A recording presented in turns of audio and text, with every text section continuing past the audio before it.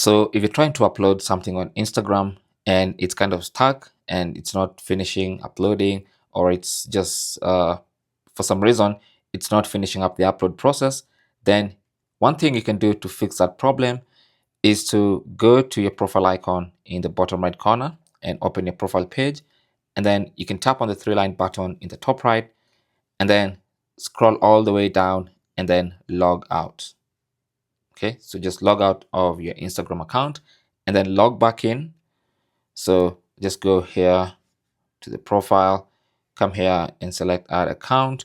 Then I'm going to log back into my account.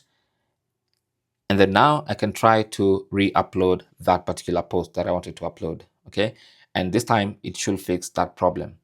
Also, you might want to check your internet connection.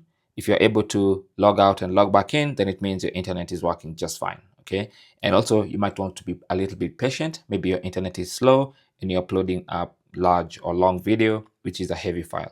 Okay, so that's basically how to deal with that. Thanks for watching.